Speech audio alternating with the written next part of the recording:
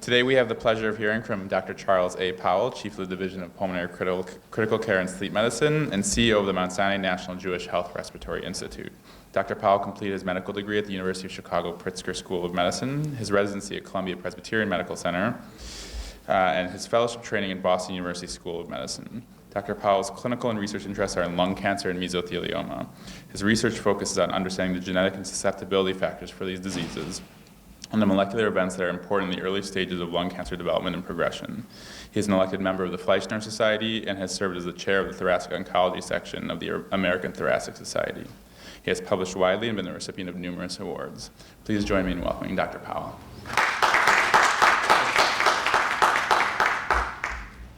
Morning. So today, my goal is to take you on a journey looking into lung cancer in depth. And I first became interested in lung cancer when I was a fellow in training, mainly because it was the disease for which we were nihilistic in terms of hope for positive outcomes at the time, but also hopeful that advances in science and understanding the genomic complexity of cancer and understanding the potential for screening for cancer might eventually pay dividends in improving outcomes for lung cancer. And so I'll take you on that journey. We'll cover the clinical issues in lung cancer, and then we'll spend a bit of time trying to unravel some of the mechanisms that drive the clinical phenomena that we are very interested in. So for disclosures, I'm a consultant for these three companies. I'm not going to talk about anything they do or produce. Now to introduce the problem. The problem is lung cancer. So lung cancer is a common cancer, but it's not the most common cancer in terms of incidence. There are going to be about 230,000 cases of lung cancer in the United States this year. There are more cases of prostate cancer in men and more cases of breast cancer in women. But when we look at mortality, lung cancer is clearly the #1 cause of cancer mortality in the United States, and for that matter, in the world. Last year, about 200,000 people will die from lung cancer. So why are there so many people dying from lung cancer, even if it's not the most common cancer in terms of incidence? We can get some insights if we look at the trend of 5-year survival for 4 common cancers in the United States over the last 35 years. And so if we look at that blue line, that's prostate cancer 5-year survival. That's increased to about 98% statistically. And then the magenta line is breast cancer, which now has about an 85 to 90% 5-year survival. And colon cancer as well has increased to about 60% 5-year survival.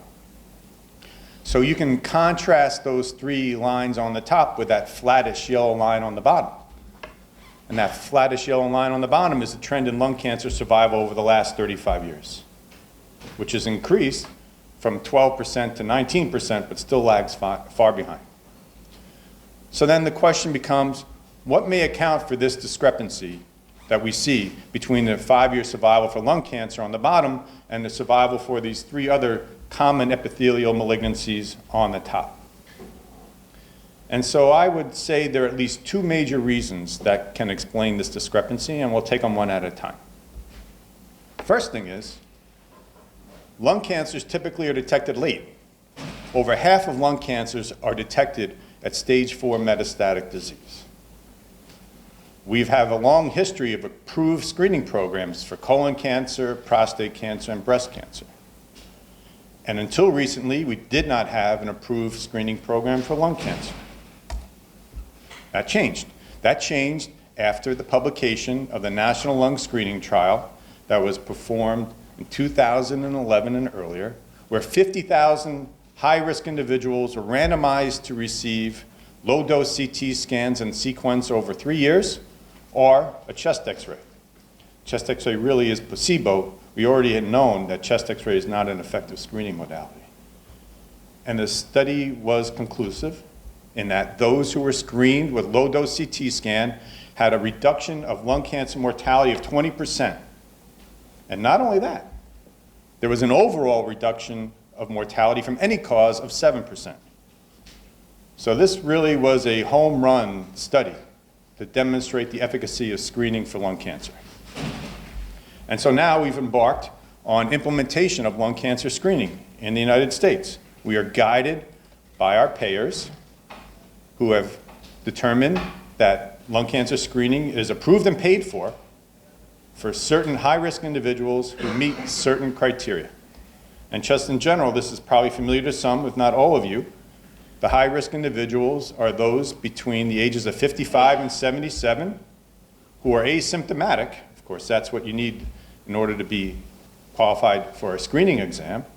They need to be current or former smokers, meaning they have 30-pack year history and they're either current smokers or they quit within 15 years. And they need to receive a prescription from a provider for the low-dose screening that stipulates the patient received counseling about the benefits and the harms of screening in the form of a shared decision-making visit. The stipulation requires that there be at least one printed material used for the shared decision-making visit. And here's an example of one. This is available from the American Thoracic Society. And so what it shows is what happens if we screen 1,000 people on the left and if we don't screen 1,000 people on the right. And so from the data from NLST, it would indicate that if we didn't screen these 1,000 people, 21 would die of lung cancer. But if we did, 18 would die from lung cancer. That means 3 lives would be saved from screening. But at the same time, any screening procedure is associated with risks and harms. And some of the harms involve the diagnostic procedures that are done to follow up findings on a CT scan. Some of the risks involve some of the complications from the treatment, such as surgery. And so it's estimated that perhaps 3 individuals in the screen group would have major complications from screening. So this is the type of information that is to be presented to patients in a similar type of form, and then a decision is made to move forward with screening. And then referral will be made to an approved screening program, and this is all overseen by the American College of Radiology or other bodies. Well, right now, it's moving ahead, but uptake is low. About 5% of eligible individuals are getting screened for lung cancer across the country. So that either indicates 2 things. One is there are barriers to implementation of lung cancer screening that we need to address, or 2 is it's just going to take time to achieve the high rates of implementation that we see with other screening procedures. And when we think back about mammography many years ago, it took a while for the rate of uptake to increase.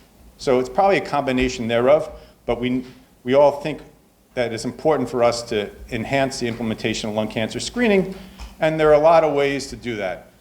It's not only the purview of primary care physicians. This is a pro-con debate that was published in Chest not too long ago, where the question was, should only primary care providers be those to recommend patients for and guide them towards lung cancer screening? That was the opinion of a primary care provider at an academic medical center in Boston. And then there was a counterpoint that it doesn't need to be restricted to primary care providers. Anybody with access to high-risk individuals and sufficient knowledge and education about the benefits and harms of screening could also provide that type of access. And to further push the implementation forward even more, there are now nice guidance documents that are available to all. This is a really good one from a combined effort of the American Thoracic Society and the American Lung Association that goes through all the elements that are important for an effective screening program and all the elements that you should look for when you're referring a patient to a screening program. And so I refer you to this as you wish to learn more about CT screening and how you can get your patients in and what you should be looking for and what your patients should expect when they enter into that. So that's take-home message number 1, that it is possible to prevent deaths from lung cancer in high-risk individuals using lung cancer screening, without it being said that the most important intervention to prevent lung cancer in high-risk individuals who are currently smoking is to encourage them and help them with smoking cessation, which is part of every single lung cancer screening program. Okay, so that's one reason to explain this discrepancy. But there's another one that may be as important or maybe even more important. And that has to do with the understanding about the biology of these cancers. So the histology of the 3 cancers on the top, colon, breast, and prostate, they're all adenocarcinomas. But the histology of lung cancer is mixed. Lung cancer histology for non-small cell lung cancer is comprised of adenocarcinoma, squamous carcinoma, and neuroendocrine tumors. And until about 10, 12 years ago, we treated all non-small cell lung cancers the same in the early stage of lung cancer and the advanced stage of lung cancer. And we now appreciate that the mechanisms that drive these cancers is different in each histology, and that there are opportunities to leverage those differences to target therapies to those tumors that are most likely to respond to specific treatments. So now, when we think about lung cancer, it's no longer sufficient just to label lung cancer as non-small cell. We need to know the histological subtype. And again, adenocarcinoma, which is the most common subtype in the United States and in Europe, versus squamous versus neuroendocrine. There are very nice studies in advanced lung cancer that show that different chemotherapy regimens, specifically those that contain pemetrexed partnered with a platinum agent, are much more effective in non-squamous tumors than they are in squamous tumors, and therefore there are different regimens that are used in squamous tumors. That is now the standard of care for treating undifferentiated non-small cell lung cancers, adeno versus squamous. But now we also know that there are specific drivers of lung cancer that can be targeted and halt the cancer and are associated with wonderful response rates and better outcomes than we ever saw before with traditional conventional chemotherapy. And so here's a table that outlines the key drivers that have been discovered in lung cancer. And every time I give this talk, I have to draw more red circles, and that's good. And I think the hope is someday every number here will have a red circle on it, but we're moving, the field is moving fast.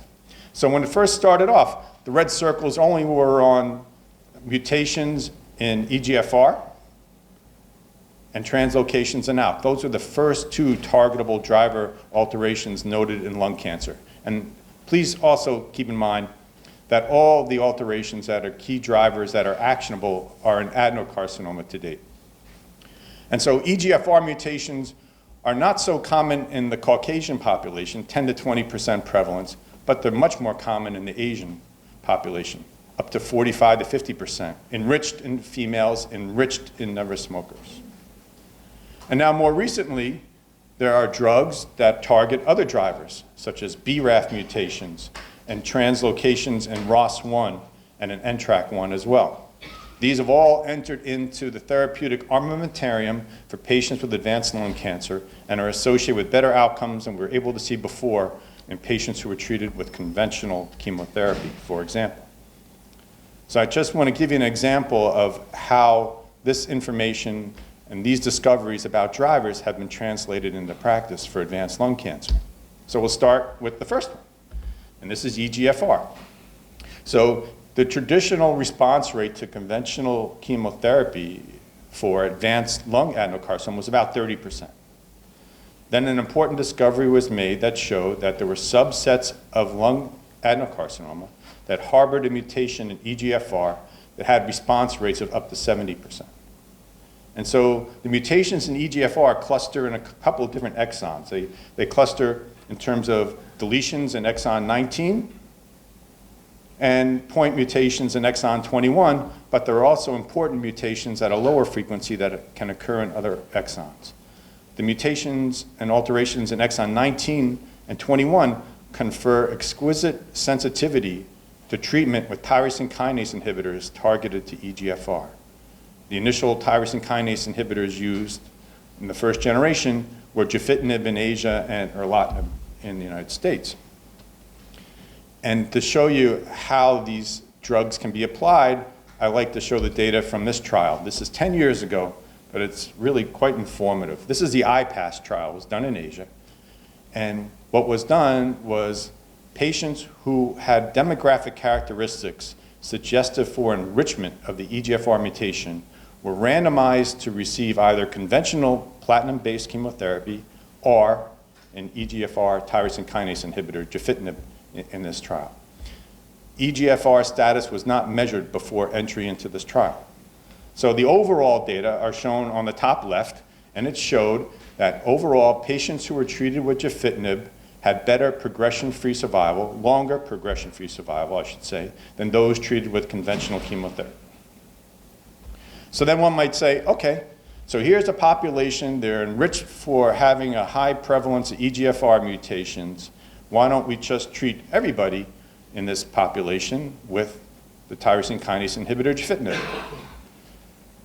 Well, the data suggests that's not going to be optimal.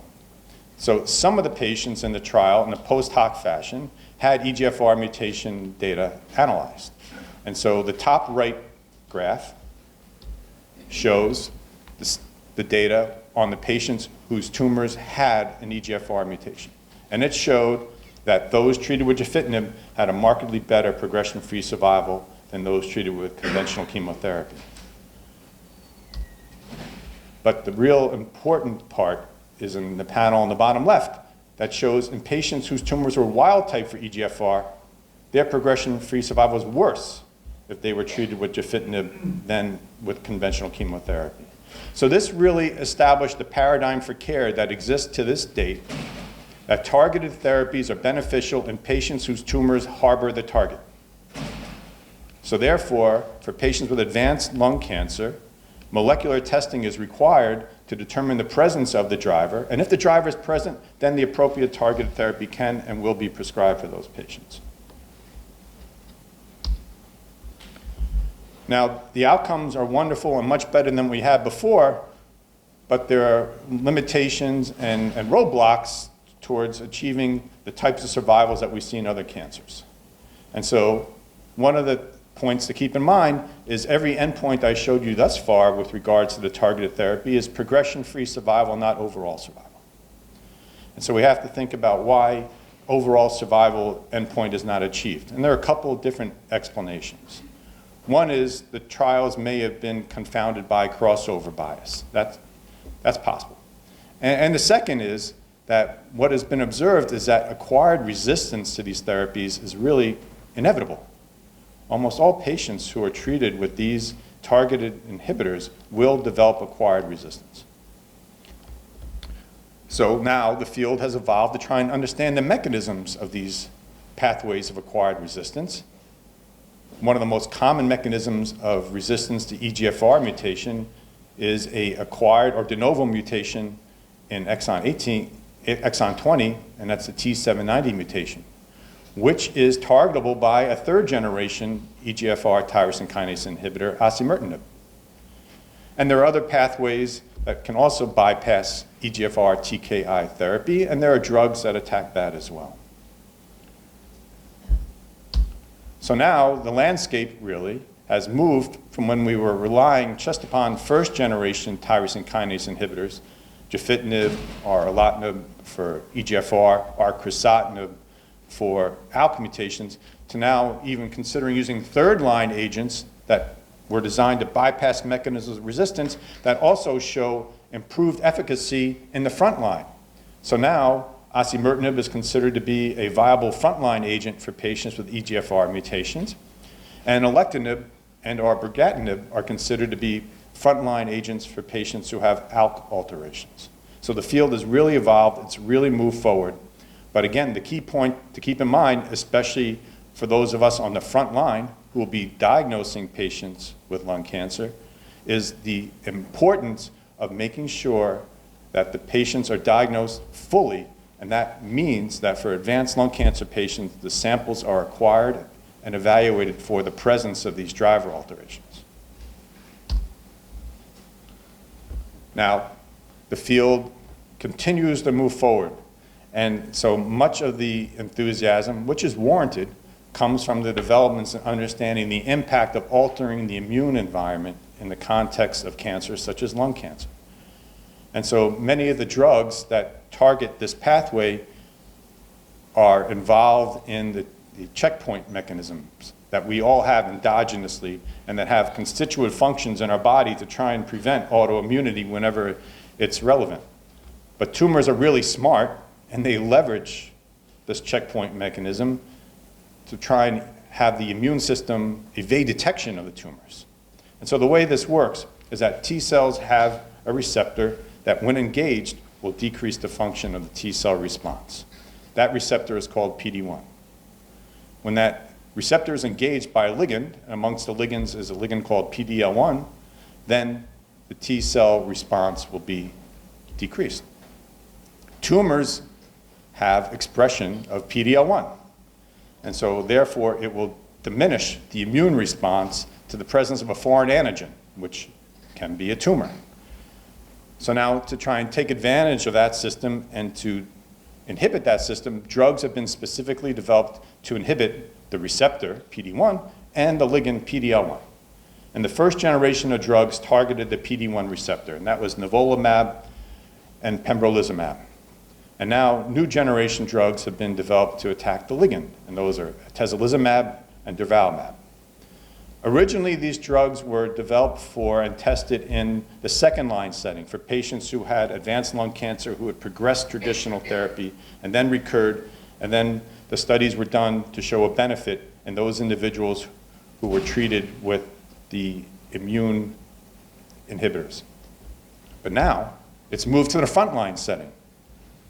And so here's a recent paper that was published in New England Journal last year that shows patients with advanced non-squamous lung cancer who were treated with either pembrolizumab, which was the PD-1 antagonist that I showed you, versus conventional chemotherapy. And what this showed was, in the frontline setting, the overall survival was significantly improved in those treated with pembrolizumab. So please note, I said overall survival. I didn't say progression-free survival. So the overall survival endpoint has been met by all the trials using immunotherapy in the context of lung cancer. And so now the standard of care for the treatment of patients with advanced lung cancer has changed for both squamous lung cancer and non-squamous lung cancer, such that incorporation of these PD-1 antagonists is used routinely in the upfront treatment for patients with advanced lung cancer. And for patients whose tumors have high level of expression of the ligand, PD-L1, as measured by immunohistochemistry in any routine lab, for patients that have high levels of expression, as manifest by 50% or greater, then single-agent pembrolizumab can be used for those individuals. And for those patients who have some expression, but not over 50%, then pembrolizumab with chemotherapy is used. So the outcomes in terms of overall survival are better now for patients with advanced lung cancer than they were before. So again, the other point to emphasis to keep in mind is that it's important to know the PD-L1 status for your patients with advanced lung cancer. That will guide the treatment. So we need to know how to select patients for targeted therapy in the context of lung cancer. All patients with advanced lung cancer should have PD-L1 testing done. And I showed you how that information is used to guide treatment. Patients with advanced lung cancer should have molecular testing done.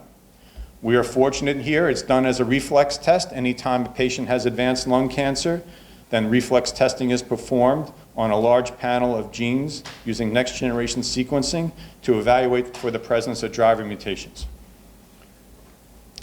But the burden really remains upon us to make sure when we do a biopsy, we acquire sufficient samples so that there's enough DNA to be evaluated for molecular testing, and enough cells that can be evaluated by immunohistochemistry. And that doesn't fall on all of you, that really falls mostly on rows of the pulmonary folks who are here who will be doing a lot of the diagnostic testing, and then the interventional radiologists who may or may not be here. And so the other key point to keep in mind is I told you about targeted therapies and I told you about immunotherapy, and they both seem to provide advantages, and then one might say, well, why don't you just combine them? Well, the data seem to show that combining them doesn't really have efficacy. In fact, patients who have targeted alterations, meaning mutations in EGFR or translocations in ALK or mutations in BRAF, they do better if they're treated with a targeted therapy than if they are treated with immunotherapy. The other thing to keep in mind is sometimes there's not enough tumor that's accessible for performing molecular testing.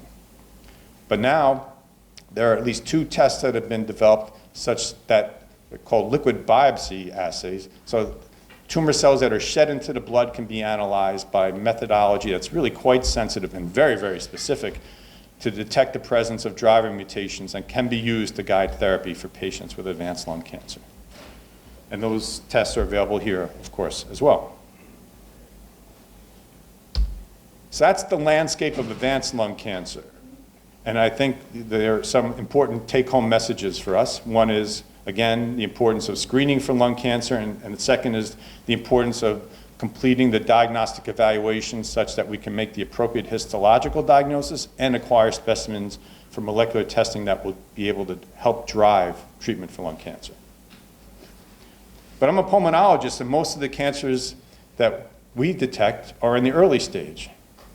And the research that I've been doing in the lab has focused on understanding the mechanisms that are important in driving the progression of early stage lung cancer. And all along, the hope has been that the advances that have been made in advanced lung cancer would be able to be translated to improve outcomes in patients who have early stage lung cancer as well. And so let me tell you this story. So this story really has to do with understanding the heterogeneity of early stage lung cancer. And I show you examples of 2 CT scans that show typical types of nodules that we can detect in the context of an incidental finding or in the context of a screening study. And on the left-hand side is a CT scan where in the left lower lobe we see a ground glass nodule. And sometimes people say, what do you mean by a ground glass nodule? And really, the reference means you can see right through it. You can see the architecture of the lung through this little hazy opacity. It's just it's transparent to some degree. And then on the right-hand side, we have a subsolid nodule, or part solid nodule. So there's a little ground glass component around the outside, and the inside you can see there's a solid component. You can't see through that. That represents deposition of desmoplastic stroma and an immune reaction. So these represent the spectrum of early stage lung cancer. Ground glass, part solid, and then fully solid as well. And early on, when I began my research into lung cancer, when I was assistant professor at Columbia, I partnered up with a wonderful scientist and pathologist, Alan Borzuk, who's now at Cornell. And what we did is we examined a large number of resected early stage lung cancers, and we evaluated the pathology of these lesions. And what we were able to do was to classify these tumors based upon their histology into tumors that were purely solid, therefore purely invasive cancers, versus tumors that were purely non-solid, which would be classified today as adenocarcinoma in situ, and then tumors that had a small degree of invasion. Those are called microinvasive cancers. 5 millimeters of invasion is the cutoff, and those just in between. And what we saw was a marked difference in the 5-year survival after resection for these types of cancers. So for patients who had the non-invasive cancers, or AIS, pure ground glass, their 5-year survival was 100%.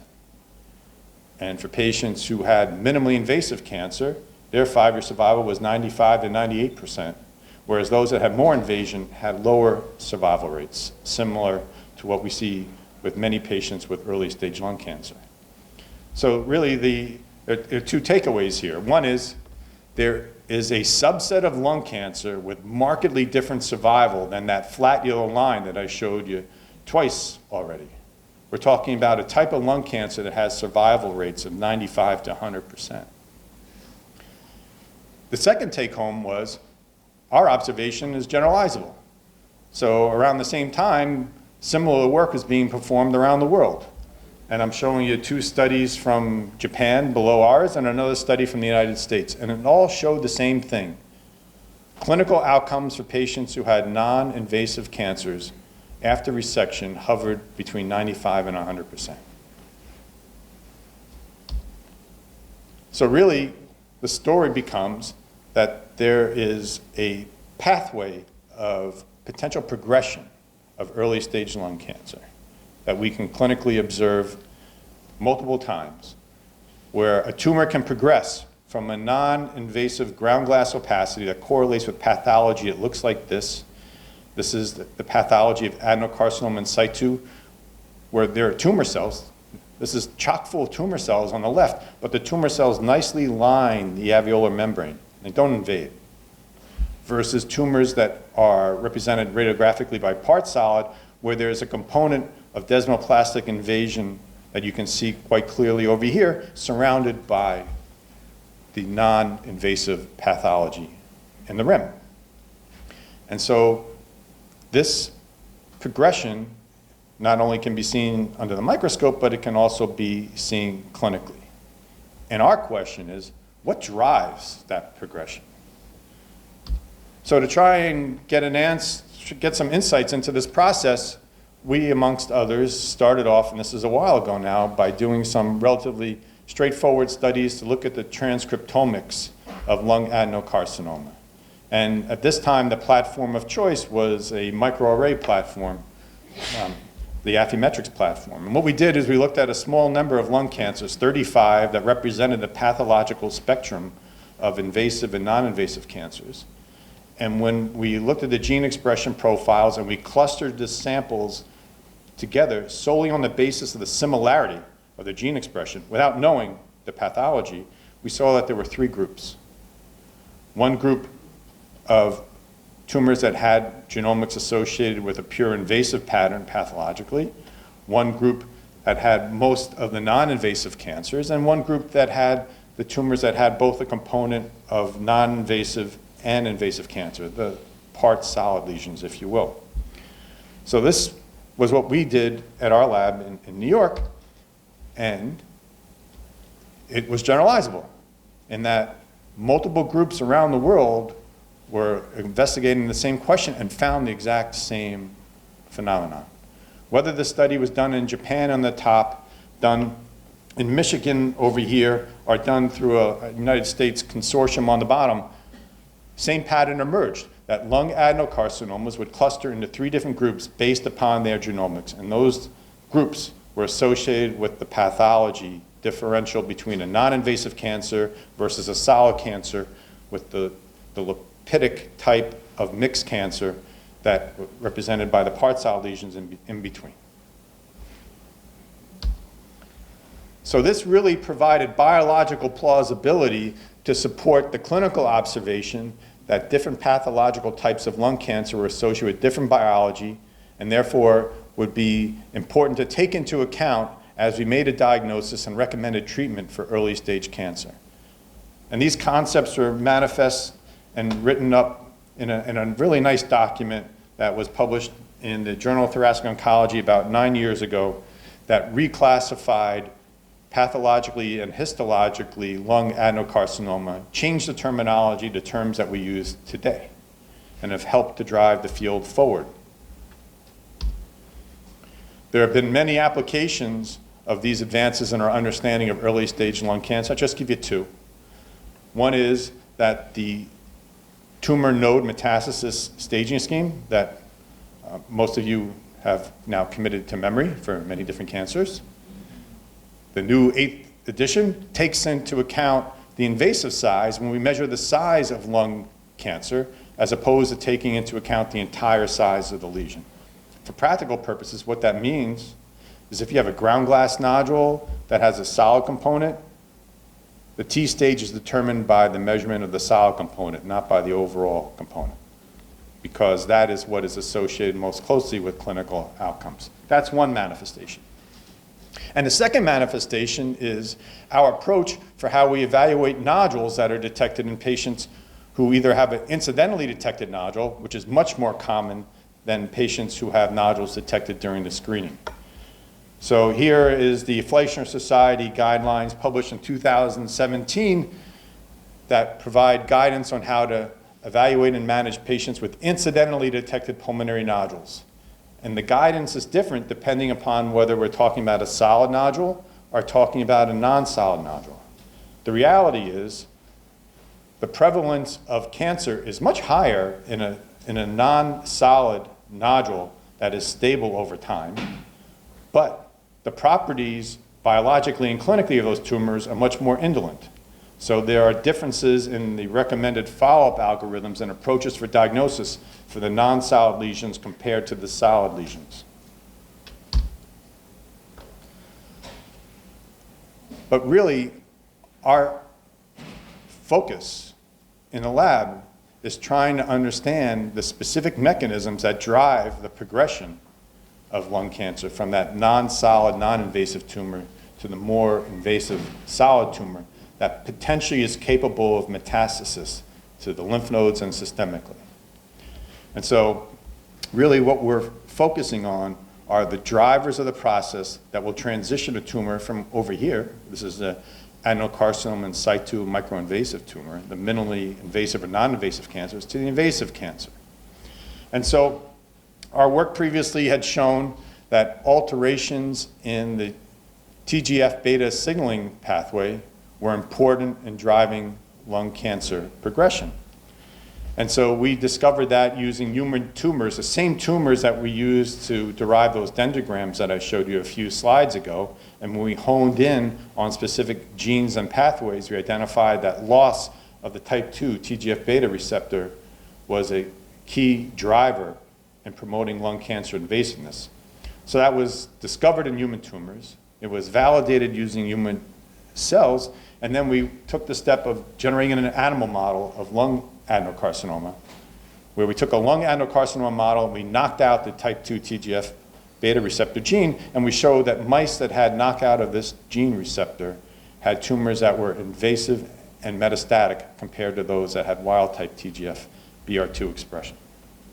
And then subsequently, we've done studies to identify the downstream signaling pathways that are activated when the TGF-beta signaling system is disrupted. And we've now published that mediators that include lysyl oxidase and CCL5, which is RANTES, are important in driving this process, and they represent potential therapeutic and diagnostic opportunities in these cancers. So this is all work that was done when I was at Columbia, and subsequently, we've now driven this work forward in our lab here at Mount Sinai. And so what we focused on was in collecting larger sample sets of tumors that are clinically annotated and applying some of the new and improved technological advances to understanding the genomic basis of cancer and understanding that there's no one particular alteration that's going to be important in every circumstance. And there are multiple different potential mechanisms that can drive the progression of cancer. They can include copy number alterations, deletions, and amplifications. And this is work that is centered by efforts done at Cornell with Alan Borzuk that I'm not going to go into detail on. There are key mutations that can occur in lung adenocarcinomas, and I'll show you a little bit of data from a paper that is ready to be available online from the Blue Journal, and that's work that's done in collaboration with Pierre Massion's group at Vanderbilt. And then I'll show you work that we're doing predominantly focused here, looking at transcriptomics and network analysis. So first, this is the paper that will soon be available in the Blue Journal. This is looking at the mutational landscape of lung adenocarcinoma. So now we're taking 101 lung adenocarcinomas. 50 represent the spectrum of AIS and minimally invasive cancers. And then 50 represent the more invasive cancers. And we're examining them using next generation sequencing using a targeted cancer panel of 347 genes. So what did we find? Well, first off, amongst the mutations, most of the mutations were missense mutations, about 83%. And as the tumors progressed from non-invasive AIS or to minimally invasive cancers, then eventually the adenocarcinoma, the frequency of mutations increased, which you can see over here. And so then we characterized different mutations that you can see in the rows over here with the specific types of tumors. The invasive tumors are more purple, and then the non-invasive tumors are pink and such. And you can see that EGFR mutations are quite common, and they're enriched in this population of relatively non-invasive tumors KRAS mutations are more enriched in the invasive cancers, and there are other important drivers that you can see over here on the right. Now, many of these drivers are associated with pathways that are important in lung cancer. And so we looked at the relevance of these pathways. And what we saw was that there was an enrichment of activation of some key pathways that are important in lung cancer. And focusing really on the bottom, there's P53 and there's the AKT and the MAP kinase pathway. These were all preferentially activated in the invasive adenocarcinomas, and activation of these pathways was associated with outcomes in these patients. So we learned a lot about the distribution of mutations. We actually dug in a bit and discussed the clonal evolution of these mutations in these tumors. And I think that's going to provide nice insights as we think about the progression of these alterations from an epithelium that is normal to an epithelium that is pre-neoplastic to one that is characterized by early lung cancer that is non-invasive to one that is invasive. So there's a lot of information that will come from that particular study. This is what I want to focus on for the last part of my talk. So here's our lung cancer group, at least most of our lung cancer group. And so the work I'm going to focus on is looking at the transcriptomics of early stage lung cancer. And most of the work that I'm going to show you has been done predominantly by Abby over here with wonderful help and partnership with our colleagues in Genomics and Semaphore, and that's Singyal Yu over here and Jun Zhu, who's partially obscured by David over here. But there's June. And so this is what we did. So again, tight collaboration with Alan Borzuk at Columbia, and now at Cornell, who provided us with the samples that were enriched for the presence of tumor. And we're focusing on the tumor here.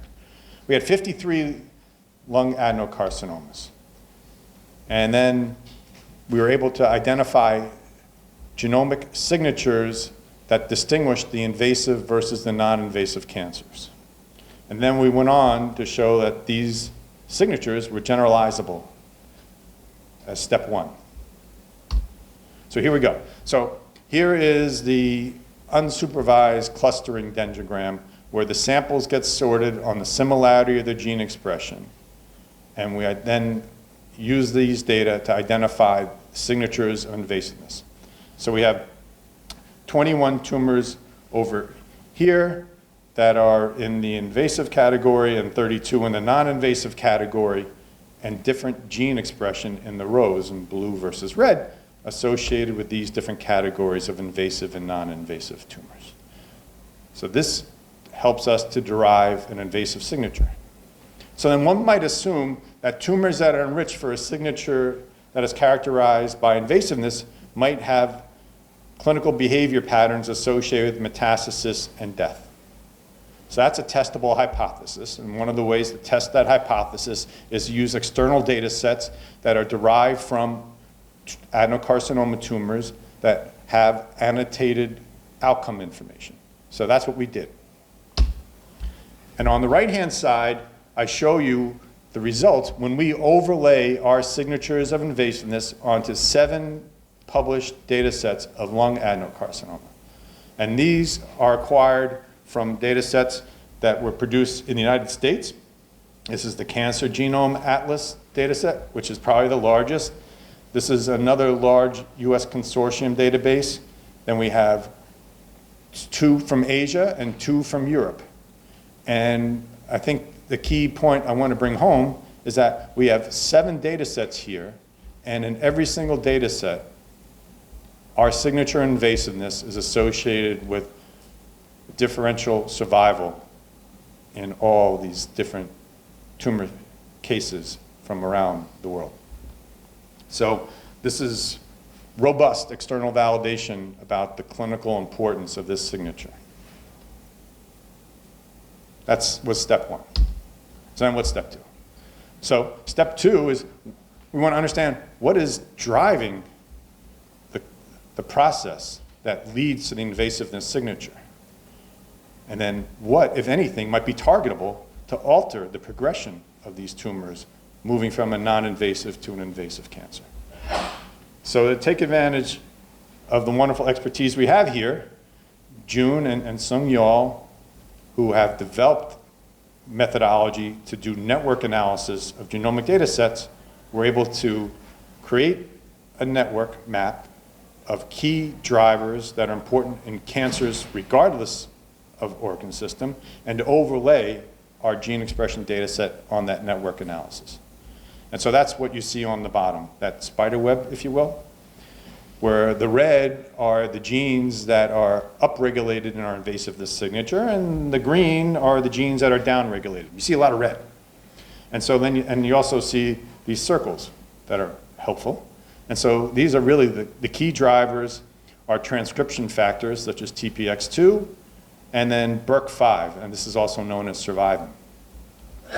These are not targetable, but some of their downstream mediators are. And so two of the downstream mediators are circled over here. This is aurora kinase B, and this is aurora kinase A. So this data sets up a testable hypothesis. Testable hypothesis is that inhibiting the function of aurora kinase A and B can potentially retard invasiveness and result in prevention of progression of lung adenocarcinoma. That's the next step. So now we test this in vitro. So we set up systems, and Abby did this work, and we were able to knock out aurora kinase A and B using a variety of different mechanisms. First, we used genetic mechanisms and the CRISPR methodology, and then we used small molecule inhibitors. Some were non-specific. They would take out aurora kinase A and B at the same time. And then also Abby's done studies where she specifically knocked out individual aurora kinases A and B. And then we looked at the important properties of cells in vitro to determine the impact on the mechanisms of invasiveness in these cells.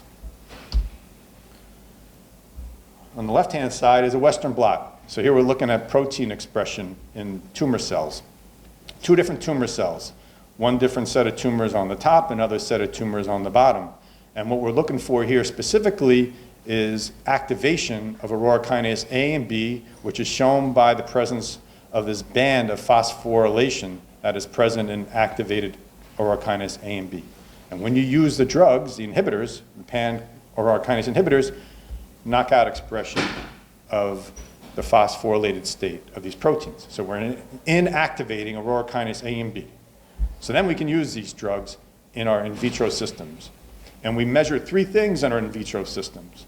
We measure the ability of cells to traverse across an artificially made wound in a cell culture dish. That's the wound healing assay. We measure how quickly they can move through a membrane in a well of cells.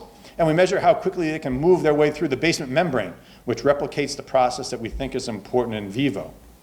And so all three systems showed the same thing, that when we knocked down expression of aurora kinase A and B with these inhibitors, we were able to abrogate invasiveness, migration, and wound healing. And Abby and others in the group have gone on to do additional studies to characterize the mechanisms of how these inhibitors may impact these properties, and have gone on to use a variety of different ways to validate these findings. But I don't have time to show you that now. But what I do want to just do is bring it home. You know, what's the path forward here? So really, when we think about lung cancer, and pretty much the way we think about any clinical disease, the key to success is to integrate all the important information that we can acquire for a specific case. And the sources of information, of course, include the clinical information, imaging information, and molecular and biological information.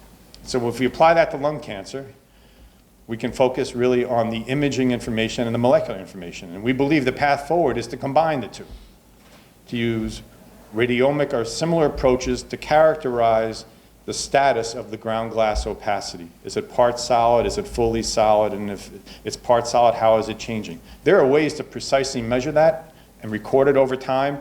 And there is work that is published by groups such as Claudia Henschke and Dave Yankelevitz, who run our screening program, that show the radiomic analysis of these part solid and solid lesions correlates really well with what we can see under the microscope pathologically.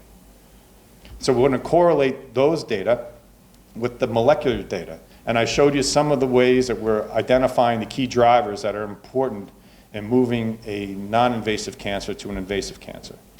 Some of the mechanisms include activation of aurora kinase A and B. Some of them include specific mutational signatures and the pathways they activate, the overall transcriptional signatures, the loss of TGF-br2, and then the downstream mediators that are elaborated when TGF-br2 is lost. Not to even mention yet the immune environment and how that is impacted by many of the changes that I showed you over here and can similarly be targeted in parallel or separately for driving forward the treatment of lung cancer. That is the path forward for how lung cancer at early stages can be addressed with the hope of having similar successes that we're seeing in the advanced stage of lung cancer. So now, just a few concluding points to reiterate some of the take-home messages. So the key about understanding lung cancer and making advances in lung cancer is to appreciate it's a heterogeneous disease. And the heterogeneity is in the biology. And the biology drives the clinical outcomes and offers therapeutic opportunities for intervention that can be successful. Lung cancer screening is effective. It should be done more than we're doing it right now. And we in the Pulmonary group and the Respiratory Institute are very happy to help facilitate that for anybody who has any questions. And you can certainly take advantage of the lung cancer screening program that we have here, which is truly a pioneering, very effective program.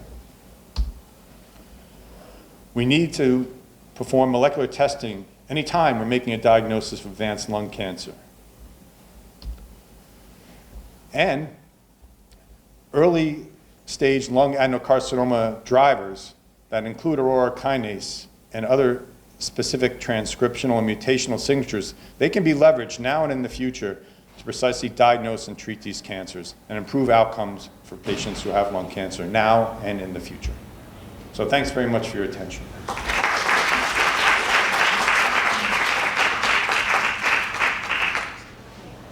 We have time for a few questions. So if you have a patient, the original biopsy shows how you should treat the patient. Patient responds, but then later on develops new tumor. If you look at the gene signatures, was there a small population that is now drawn out, or was there a new mutation that occurred? So that's a really key question. So what happens as a tumor progresses from one that is responsive to one that is resistant? And to answer that question, I would refer us to a beautiful paper, really a case report that was published in the New England Journal by the Mass General Group led by Alice Shaw. And what she talked about in that case was a particular patient who had an ALK driver mutation in a lung tumor. And that patient was treated with crizotinib and developed resistance. They repeated the biopsy, and then they were able to show the mechanisms that were causing resistance and that suggested utility of using another drug called lorlatinib. And then the patient eventually acquired resistance to lorlatinib, and then another biopsy was done to show that the patient now was sensitive to crizotinib. But the really key analysis, to answer your question directly, is they did clonal analysis on all the mutations that were present. And at the very beginning, most, if not all, the cells had a specific alteration in ALK that was sensitive. But there was a real small population, maybe 1% of cells that were resistant. And over time, as those patients were treated with crizotinib, the population of cells sensitive to crizotinib, of course, reduced, and then the population of cells resistant increased. So they were present all along in that case. And they were selected for upon treatment with crizotinib. So that is a likely process that is going on in not just that patient, but in other patients as well. So I'm curious, when you're looking at some of the molecular pathways that are involved, very prominent was mTOR and the AKT pathway. Yes. Is anybody looking at rapamycin for lung cancer, which we counterintuitive normally? Yeah, so Pierre Massion's group is doing some nice work looking at AKT and looking at mTOR, and in some in vitro models it looks like it may be effective as well. Just now to move it more into the preclinical stage and then see if it has any clinical applicability. Okay, just because we use it in kidney transplantations for what you call melanoma. We've Oh, had yeah. good success with melanoma. So it's not a big leap for us to do. We just switch immunosuppression. So there's good, it's really case reports because it's not enough of the cases, but they respond very nicely and they're AKT driven. Your genomic signature has to do with the tumor itself and also its microenvironment. Could you discuss a little bit about the field effects of cancer and how we might be able to do some kind of screening for cancer, just sampling the environment around these things? Yeah, so I think it's important to think about tumors as an organ, if you will. And so the center of the organ are the tumor epithelial cells, but they live in a neighborhood. The neighborhood is the stroma that's comprised of immune cells and endothelial cells and fibroblasts, and they all contribute together to allow a tumor to grow and to proliferate and metastasize. Until recently, every effort was focused just on the tumor, but now we see the benefit of also taking into account the immune environment and impacting that as well. We don't have any strategy that I know of that will be able to be used in screening to characterize the microenvironment and say whether or not the microenvironment makes an individual at higher or lower risk for cancer. Over time, we'll learn more. Over time, we'll learn how maybe the microbiome influences the microenvironment and may change the susceptibility of individuals. We have to keep in mind that 10% of smokers develop lung cancer and 90% don't, even though they're exposed to the same carcinogens at the same level. So there are differences in inter-individual susceptibility to develop disease even upon the same exposure. And some of the approaches that you suggest may allow us to understand that a bit better. So I'm referring to the next generation sequencing. Yeah. And you showed a slide where you had non-invasive and invasive, and most of the non-invasive mutations were under EGFR. Yes. But there were also some mutations on the other genes which were also present, or mutations in other genes which were present in the highly invasive cancer. Yes. Does that mean that the non-invasive has already some cells with all of these lousy bad mutations, or how do you explain that? Did you understand that right, sorry? Yeah, I do. I understand the question. It's a really good one. And so what I'll say is that there are some mutations that we see in advanced lung cancer, and I'll use KRAS as the example. I mean, that's the one that is a prototypical mutation in very advanced lung cancer. That same mutation is apparent in pre-neoplastic lung tissue. There's a lesion called atypical alveolar hyperplasia. And those lesions are enriched for the population of KRAS mutations. But the behavior of KRAS is much different in the context of a cell that's in that AAH environment compared to the behavior of the KRAS mutation in the context of a invasive tumor. And when I think about that, I think about pancreatic cancer, which is a similar issue where KRAS mutations are associated in the tumors themselves with more of an indolent behavior than as opposed to an aggressive behavior. So the context is driving the behavior of the tumor in the presence of that mutation. And the work really is now on trying to understand how the context manipulates the response. So yeah, you're right, there's overlap in terms of the mutations across the pathology. But we don't know what influences the behavior that's driven by those mutations in those contexts. Thank you. Thank you very much. Thanks.